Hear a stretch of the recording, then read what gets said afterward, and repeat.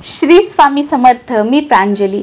9 April नवीन मराठी वर्षाची सुरुवात, गुढीपाडवा आणि त्याचबरोबर चैत्र नवरात्री। वर्षभरामध्ये 4 नवरात्री असतात।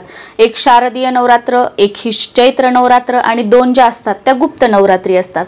तर ही चैत्र नवरात्री जी आहे ती आपल्या कुळदेवीची कृपा प्राप्त करून घेण्यासाठी, कुळदेवीचा आशीर्वाद आपल्यावर, आपल्या कुटुंबावर राहावा आणि जागृत किंवा आपण म्हणू शकतो सूक्ष्म स्वरूपामध्ये हे नवरात्रीचे 9 दिवस कुळदेवी आपल्या घरामध्ये असते। भलेही तुमच्याकडे चैत्र नवरात्रीमध्ये घटस्थापना केली जात असो किंवा घटस्थापना केली जात नसो, पण या नवरात्रीच्या 9 दिवसामध्ये तुम्ही उपवास करत असाल किंवा उपवास करत नसाल, इतर कोणते नियम पाळत असाल किंवा पाळत नसाल, तरीही आपल्या कुळदेवीसाठी जी पिढ्यानपिढ्या तुमच्या कुळाचं रक्षण करत आलेली आहे, तुमच्या कुळाला तिचा आशीर्वाद आहे आणि तिच्या आशीर्वादानेच तुमचं कुळ आज इथपर्यंत आहे आणि इथून पुढे सुद्धा आपलं कुळ जे आहे ते पुढे वाढणार आहे। त्याची आपण म्हणू शकतो की आपल्या कुळाची भरभराट व्हावी किंवा आपले जे मुलं बाळ आहेत त्यांना संतान प्राप्ती व्हावी, त्यांचे वेळेवर लग्न व्हावेत, आपल्या घरामध्ये मंगल कार्य व्हावं, उद्योगधंदा व्यापार व्यवसाय चांगला चालावा, आपल्या घरात कधीही व्यसन येऊ नये किंवा हे सगळे जर प्रॉब्लेम्स असतील तर याच्यातून मार्ग काढण्यासाठी किंवा तुम्ही खूप सेवा करताय, बरेचसे उपाय करताय पण तुम्हाला अनुभव येत नाहीये, तर त्या सेवांचा, उपायांचा अनुभव येण्यासाठी वर्षभर आपण कुळदेवीची सेवा आपल्या घरामध्ये करायला हवी। कुळदेवीचा मान सन्मान हा वर्षाची वर्षाला व्हायला हवा।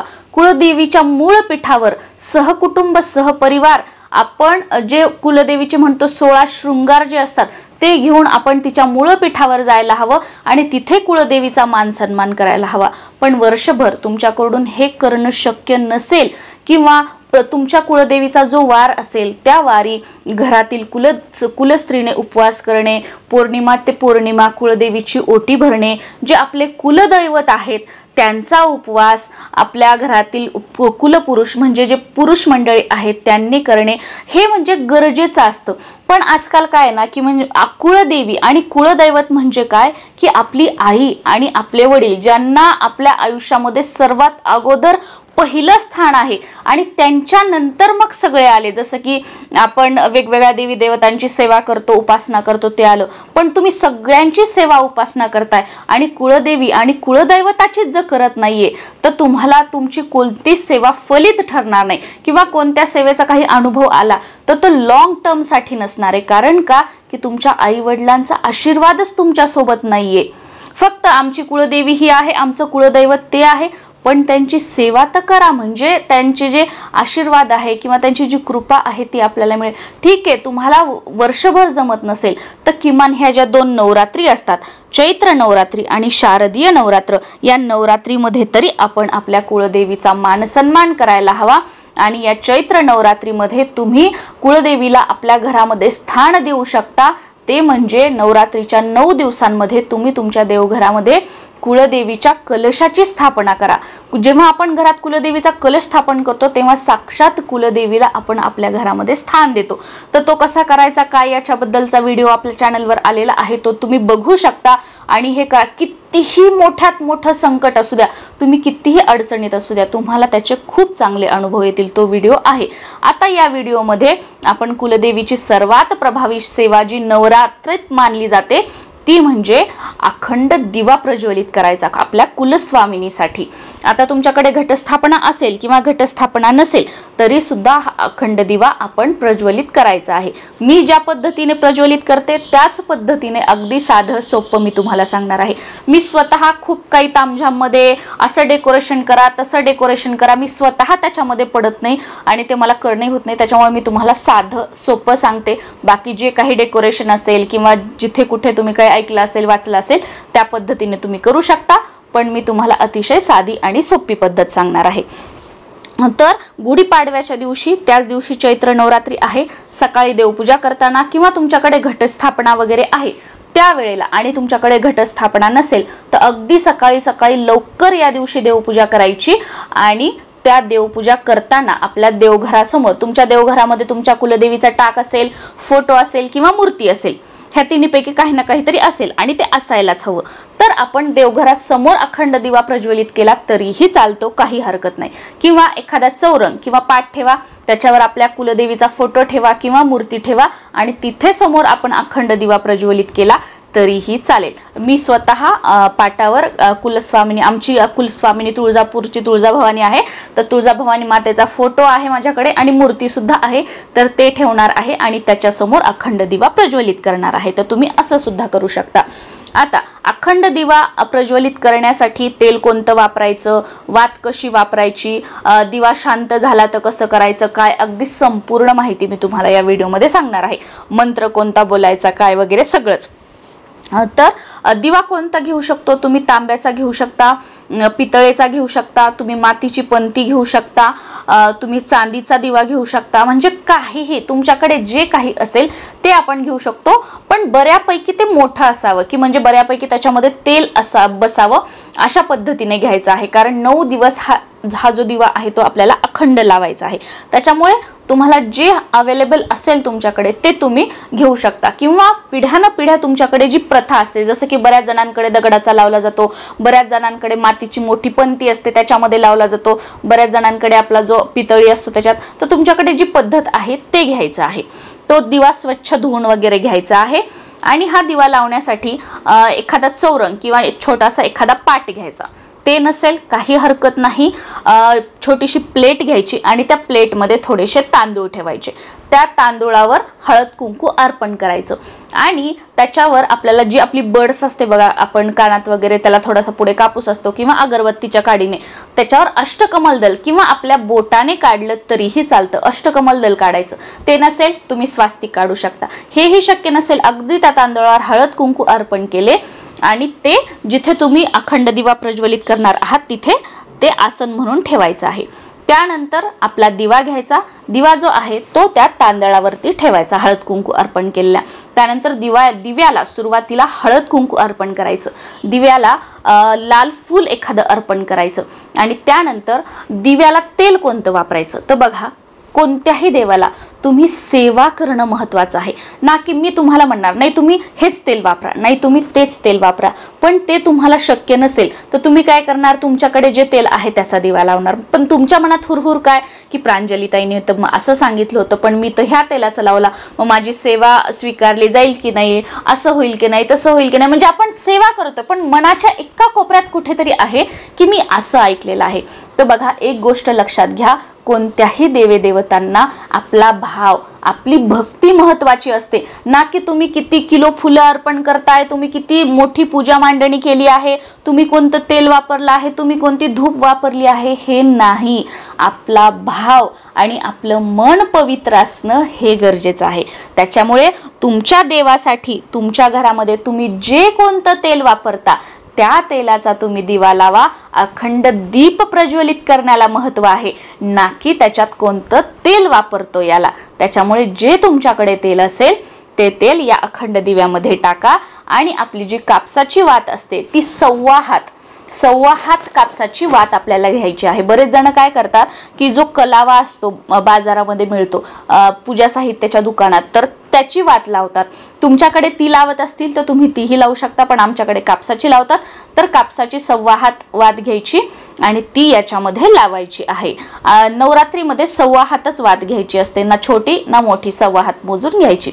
आता ही वात त्याच्यामध्ये आपण हे करायची आणि दिवा जो आहे तो प्रज्वलित करायचा. आता ही सगळी प्रोसेस म्हणजे आपण प्लेट घेणं, त्याच्यात तांदूळ ठेवणं, अष्टकमल दल काढणं, कुंकू त्याला लावणं, दिव्याची पूजा करणं, हे सर्व करत असताना तुमच्या कुलदेवीचा जो कोणता मंत्र असेल तो तुम्हाला बोलायचा आहे. आता तुम्हाला तुमच्या कुलदेवीचा मंत्र माहीत नसेल तर आपण 99 मंत्र म्हणायचा आहे प्रत्येकाने. कारण कुलदेवी कोणतीही जरी असेल तरीही 99 मंत्र म्हटला तर तो आपल्या कुलदेवीपर्यंत पोहोचत असतो. 99 मंत्र कोणता?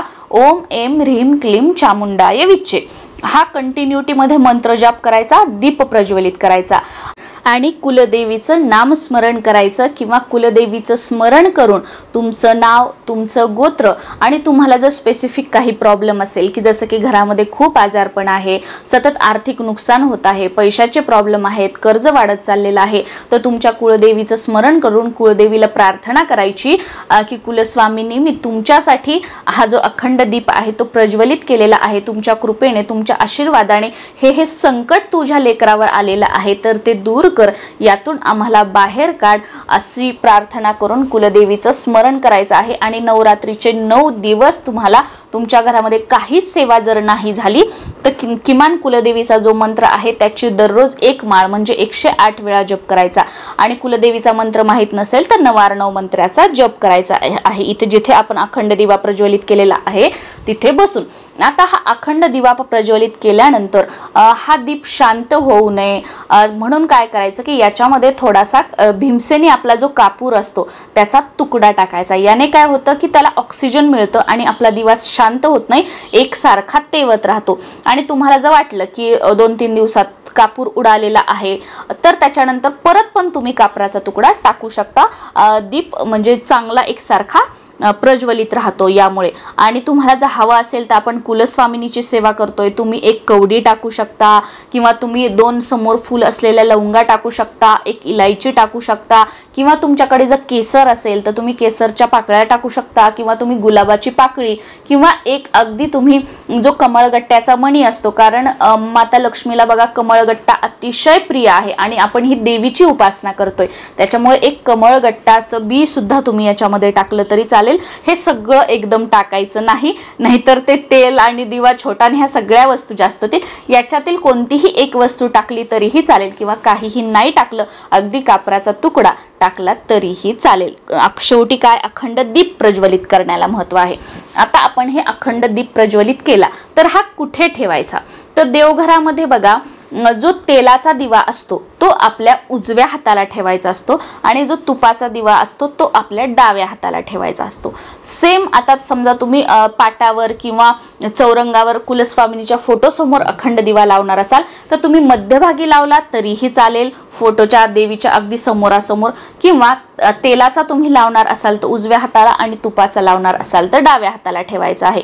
कारण बरेच जण तुपाचा अखंड दीप सुद्धा प्रज्वलित करतात, मी सुद्धा एका वर्षी केला होता आणि माझी मैत्रीण सुद्धा आहे जी की दरवर्षी तुपाचाच अखंड दीप जो आहे तो प्रज्वलित करते, त्यामुळे तुम्ही तेही करू शकता। सेम याच पद्धतीने फक्त तेलाऐवजी त्याच्यामध्ये गाईचं तूप वापरायचं आहे आणि गाईचं तूप नसेल तर म्हशीचं तूप घेऊ शकता आणि त्याच्यामध्ये चिमूटभर हळद टाकू शकता।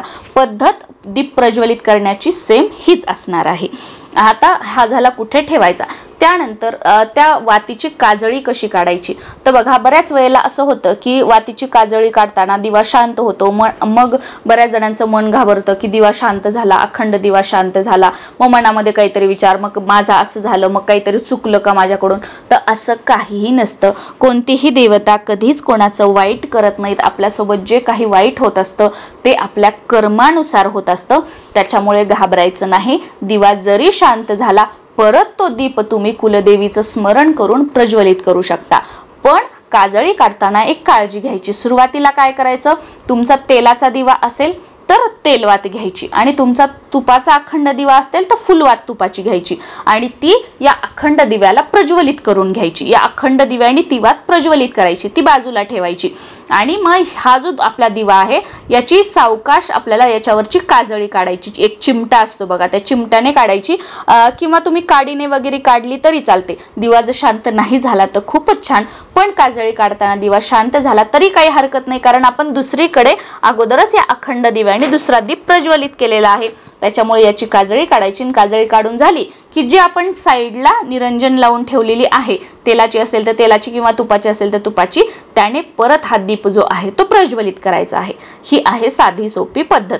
तर बघा 9 एप्रिल पासून 17 एप्रिल पर्यंत ह्या चैत्र नवरात्री आहेत आणि या चैत्र नवरात्रीमध्ये या पद्धतीने तुम्हाला अखंड दीप प्रज्वलित करायचा आहे आणि आपल्या कुलस्वामिनीच्या चरणी ही एक सेवा अर्पण करायची आहे। याचे खूप चांगले अनुभव तुम्हाला तुमच्या आयुष्यामध्ये बघायला मिळतील। श्री स्वामी समर्थ।